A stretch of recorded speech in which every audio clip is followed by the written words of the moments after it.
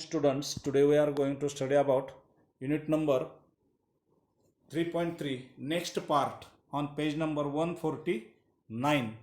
Dear friends, today we are going to study, in the last period we have discussed about styles of note making such as table, p chart, graph and another graph. Today we are going to study about the page number 149, styles of note making, table, chart, bar, flow chart, line graph, tree diagrams and pictogram, maps and plans. Ayurvedic medicine facts. So today we are going to study some of the information about tree diagram. So by using the passage or extract the fundamentals of Ayurvedic medicine. So by using this passage we have to draw a tree diagram. Dear friends, all of you know that unit number 3.3 is so easy in it for exam purpose and it's for 3 marks. So today we are going to study about this. By using this passage we are going to make a note making a tree diagram by using the page number 149 passage. So firstly we are going to read the passage twice and by using this passage or extract we are going to prepare a note making, especially tree diagram. To understand the Ayurvedic treatment समजून घेणं गरजेचं. It is essential to have an idea of how the Ayurvedic system regards the human body. आपल्याला सगळ्यांना एक अत्यावश्यक आहे की ही idea कशी चालते, आयुर्वेदिक सिस्टम कशामध्ये रिगार्ड्स द ह्युमन बॉडी, मानवी शरीरामध्ये आयुर्वेदिक औषधांची कशी गरज आहे किंवा ही आयडिया कशी चालते. The basic life for body is प्राणा. आता हे मूळ आहे की ह्या आपल्या प्राण काय, the basic life force in the body is प्राण. आपला जो प्राण आहे तो कसा चालतो, कशावर चालतो, तर ती झाली आता मेन आयडिया. तुम्ही लक्षात ठेवा ते प्राण हे आपल्या याच्यातलं मेन आयडिया आहे आणि त्या मेन आयडियामध्ये आपल्याला हे टायटल जे घ्यायचं आहे ते हे घ्यायचं आहे आपल्याला प्राण, आणि which is also found in the elements and is analogous to the Chinese notion of chi, as Swami Vishnu Devanand अ योगी. कोण आहेत स्वामी विष्णू देवानंद? अ योगी, एक योगी आहेत आणि एक्सपर्ट आहेत कशात, पुट इट. तर प्राण इज इन द एअर. प्राण म्हणजे प्राणवायू आपण हवा म्हणतो, ते कशात आहे, in the air. But is not the oxygen, पण ह्याला ऑक्सिजन नाही म्हणता येणार. Nor any of its chemical constitutes, किंवा रासायनिक कुठलं कॉन्स्टिट्यूट असंही म्हणता येणार नाही. It is in food. ह्या प्राण कशातून आपल्याला आहे, इट इज कशामध्ये आहे, इट इज इन फूड, अन्नामध्ये आहे. वॉटर, पाण्यामध्ये आहे. अँड इन द सनलाईट, प्रकाशामध्ये. बघा प्राण कशामध्ये आहे, food, water and sunlight. Yet तरीही it is not vitamin. It is not vitamin, ते म्हणजे जीवनसत्व नाही, किंवा हीट, उष्णता नाही, ऑर लाईट ट्रेज, किंवा एखाद लाईट ट्रेन आहे. Food, water, air etc are only the media through which the prana flows. तर फक्त अन्न, पाणी आणि हवा यांच्या माध्यमातूनच विच द प्राण फ्लोज चालतो. इन आयुर्वेदामध्ये there are 5 basic elements that contains prana. तर आयुर्वेदामध्ये एक 5 मूलभूत घटक आहेत की ज्याच्यामध्ये प्राण असतो. कोणते 5 घटक मग? Water, fire, air, earth, water, fire, air and ether. हे 5 घटक आहेत बेसिक एलिमेंट्स आयुर्वेदामधले. These elements interact and are further organized in the human body as 3 primary categories. तर हे जे 3 घटक आहेत तर एकमेकाचे इंटरॅक्ट अंतर्गत काय चालतं तर further organize in human body, मानवाच्या शरीरामध्ये ते चालतात ॲज 3 प्रायमरी कॅटेगरीज, 3 प्राथमिक विभागामध्ये. ऑर बेसिक फिजिओलॉजिकल प्रिन्सिपल्स, मूलभूत physiological principles in the body that govern all the bodily process non as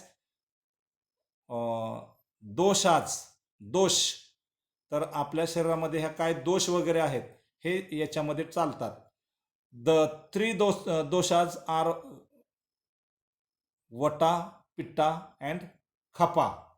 तर हे आपण वटी वगैरे म्हणतो ना तसं वटा, पिटा अँड खपा हे 3 दोष आहेत आपल्या मानवी शरीरामध्ये आयुर्वेदातनं सांगितलेले आहेत. Each individual has a unique blend of the 3 doshas non as persons प्रकृती. व्यक्तीची प्रकृती जी आहे ह्या 3 दोषावरती अवलंबून आहे. म्हणजे कोणते 3 दोष तुमच्या लक्षात येऊ द्या? वटा, पिटा अँड खपा. Which is the reason why ayurvedic treatment is always personalised. की ज्याच्यावर आधारित आयुर्वेदिक ट्रीटमेंट कशावर असतं? हे जे दोष आहेत वात आपण म्हणू, आपण जे उच्चार चुकीचा करतो किंवा शेवटी वात, पित्त, कफ हे 3 गोष्टी आहेत आयुर्वेदामध्ये. पुन्हा एकदा बघा, 3 दोषाजार मानवाच्या आरोग्यामध्ये. तुम्हीही लक्षात ठेवा की आपले हे सगळं बॅलन्सिंग शरीर राहायचं असेल, वात, पित्त, कफ हे 3 घटक आपल्या शरीराचे हानी करतात. आणि यावर आयुर्वेदानं संशोधन करून हे जर नीट राहिलं तर मग त्याच्या मानवाची प्रकृती नीट राहते. Which is the reason why ayurvedic treatment is always personalized. याच्यावर आयुर्वेदिक ट्रीटमेंट चालू असतं, म्हणजे वात, पित्त आणि कफ. In Ayurveda illness is regarded as the state of imbalance in one or more of person's doshas. हे जे 3 घटक आहेत ना, वात, पित्त, कफ, याच्यातले एकमेकाचं इम्बॅलन्स जर हल्लं तर माणसाचे हे व्यक्तीचे प्रकृतीमधले दोष निर्माण होतात. अँड अन आयुर्वेदिक फिजिशियन, एक आयुर्वेदिक डॉक्टर काय करतात? Works to adjust and balance them. हे तिन्हींचं बॅलन्स ॲडजस्ट करायचं काम करतात आयुर्वेदिक डॉक्टर वाया अ व्हरायटी ऑफ मेथड्स. वेगवेगळ्या पद्धतीनुसार, आयुर्वेदिक पद्धतीनुसार हे 3 गोष्टी मॅनेज करायचं करतात. आता तुमच्या लक्षात राहू द्या, मानवाच्या शरीरात 3 गोष्टी महत्त्वाच्या आहेत. हे आयुर्वेदानं सांगितलेत, वात, पित्त आणि कफ. तर आयुर्वेदिक फिजिशियन ते ज्या सांगितले ह्या 3 गोष्टींच्या म्हणजे कशावरती ॲडजस्ट करतात? Works to adjust and balance them. ह्या 3 गोष्टी ॲडजस्ट आणि बॅलन्स करायचं काम वेगवेगळ्या पद्धतीनं आयुर्वेदिक डॉक्टर करतात. द वात, आता प्रत्येक गोष्टीवरती सेपरेट बघा. वात दोष. Vata dosha is associated with air and ether and in the body promotes movement, agility. तर वात दोषामुळं काय होतं तर असोसिएटेड कशाशी संबंध आहेत? हवा, एकर अँड बॉडी. आणि हे प्रमोट्स मूवमेंट, ॲजिलिटी, हालचाल जी आहे ना शरीराची त्याच्यावर. वात पीपल, ज्यांना वात आहे असे लोक, आर टिपिकली थिन, असे पातळसड पातळ असतात. अँड लाईट फिजिकली, शरीरानं हाडकुळे असतात. ड्राय स्किन्ड, त्वचा कोरडी असते त्यांची. ज्यांना वात आहे ती बघा, तुम्ही लक्षात ठेवा, वात आहे त्या लोकांच्या मध्ये काय काय प्रॉब्लेम असतात तर ते शरीरानं असे सडपातळ असतात, हलक्या वजनाचे असतात, त्वचा कोरडी असते, very energetic and mentally restless. तर ते मानसिक अस्वस्थ असतात. वेन वात इज आउट ऑफ बॅलन्स, वात जर आउट ऑफ बॅलन्स झाली म्हणजे कमी जास्त प्रमाण झालं, there are open nervous problems ना, तर नर्वस प्रॉब्लेम राहतात, हायपर ॲक्टिव्हिटी राहते, स्लिपनेसनेस म्हणजे झोप लागत नाही, लोअर बॅक पेन्स पाठीच्या कण्यात वगैरे किंवा पाठी म्हणजे अशा वेदना होतात, अँड हेडॅक्स डोकंदुखी. तर वात दोष ज्यांना ज्यांना आहेत ते एवढ्या समस्या होतात. तर पित्त दोष आहे त्यांचं बघा आता पुढं. पित्त दोष is associated with fire and water. तर कशाचे संबंध आहेत? फायर अँड वॉटर, पाणी आणि अग्नी. In the body it is responsible for metabolic process and digestion. पित्ताचा कमी जास्त प्रमाण झालं तर पचनाचे डायजेशनचा प्रॉब्लेम होतो. Pitta characteristics are medium built bodies, fair skin, strong digestion and good mental concentration. ह्या सर्व गोष्टीवरती लक्ष ठेवावं लागतं. Good mental concentration.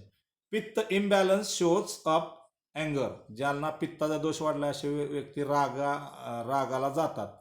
And aggression म्हणजे असे ॲग्रेसिव्ह रागीटात राहतात.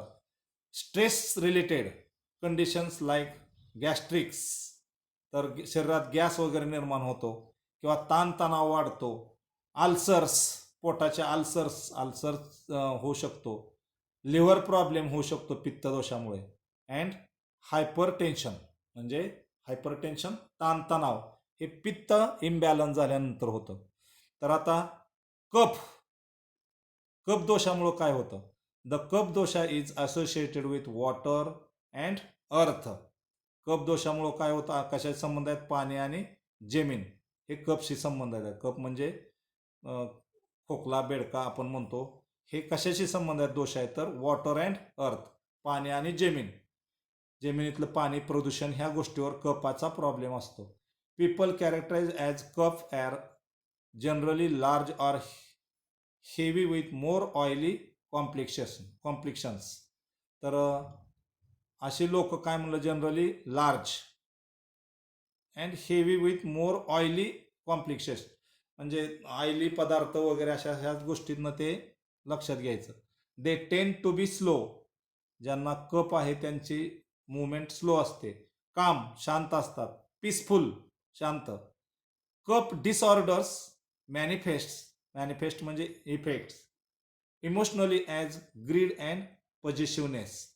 जर कफ असल्यामुळं मग डिसऑर्डर होते कशात? इमोशनली, भावनिक. ॲज ग्रीड, स्वार्थ.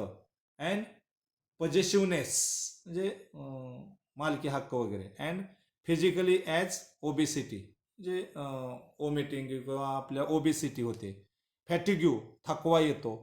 ब्रोंचिटिस म्हणजे अँड सायनस प्रॉब्लेम्स. तर ह्या समस्या ज्यांना कफ दोष आहे त्यांच्याकडून होतात. तर आता हा पॅसेज वाचून तुम्ही काय करायचंय? तर पेज नंबर 150वरची ट्री डायग्रॅम कंप्लीट करायची इथली. तर आता मी तुम्हाला ही ट्री डायग्रॅम कंप्लीट करून सांगतो वाचून. जिथं जिथं तुम्हाला गाळलेली जागा आहे ती गाळलेली जागा तुम्ही बघायची पॅसेजमधून. आता हे सगळ्या गोष्टी आहेत पॅसेजमध्ये वाचलेल्या, आपण फक्त कंप्लीट करायचे. तर प्राण पहिला दिलाय, त्यानंतर बेसिक एलिमेंट्स दिलेला आहे. तर पहिला दिलाय अर्थ. दुसरा काय आहे? तिथं गॅप भरायचा आहे तुम्ही. वॉटर आहे दुसरा काय आहे? वॉटर.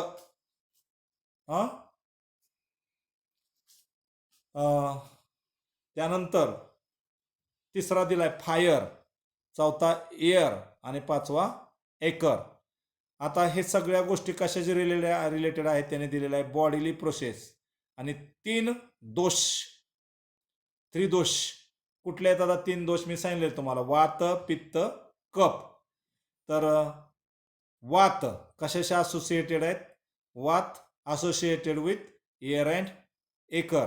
तर हे सगळं तुम्हाला पॅसेजमध्ये आहे, एअर अँड एकर. तर पित्त कशाशी असोसिएटेड आहे? तुमच्या लक्षात येऊ द्या. आता असोसिएटेड विथ तिथं आहेच पॅसेजमध्ये पित्त. फायर अँड वॉटर तुम्ही भरायचं आहे ते.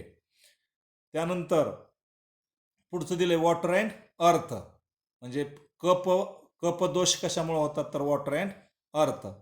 तर आता एअर अँड एकरचं म्हणून कॅरेक्टरिस्टिक्स त्यांनी दिलेले आहेत तिथं पॅसेजमध्ये. तर तुम्ही कॅरेक्टरिस्टिक्स तिथं दिलेले आहेत कशाचे, वातचे, thin and light and physically. आता आपण वाचलेले आहेत, dry skinned, energetic, mentally restlessness.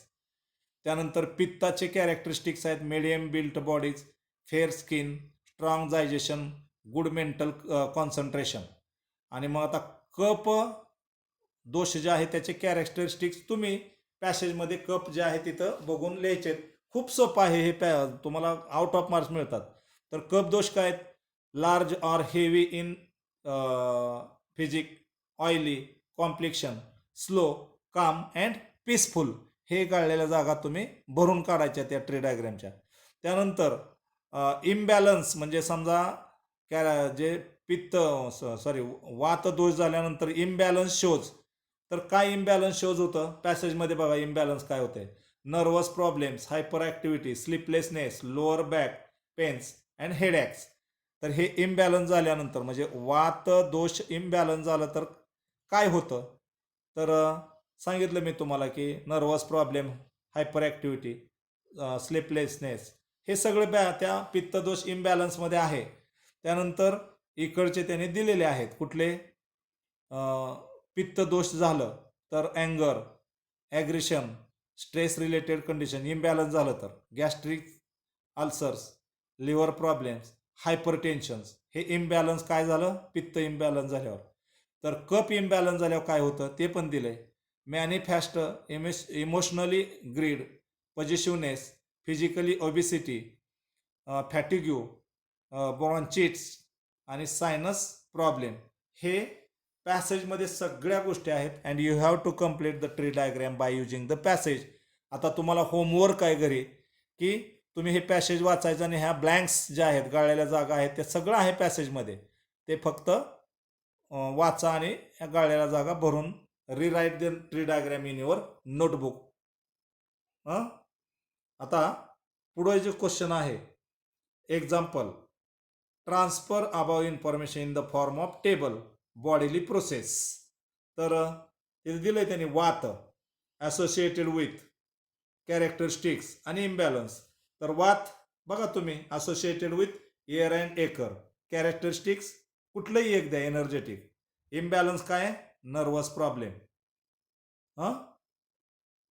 पित्त, आता पित्त associated with fire and water, characteristics आहेत स्ट्रॉंग डायजेशन.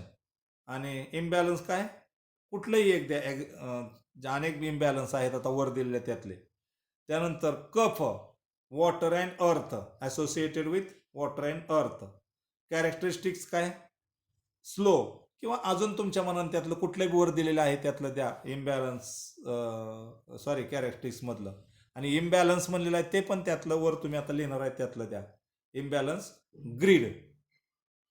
तर अशा पद्धतीनं आपण आता काय केलंय, तर एक tree diagram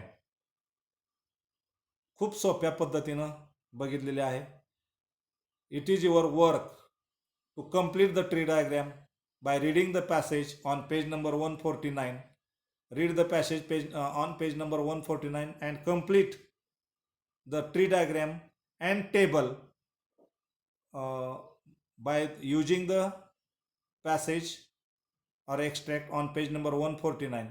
Complete the homework at your home because it is reserved for 3 marks to the exam, HSA exam. So today we are going to stop here. Thank you. Okay.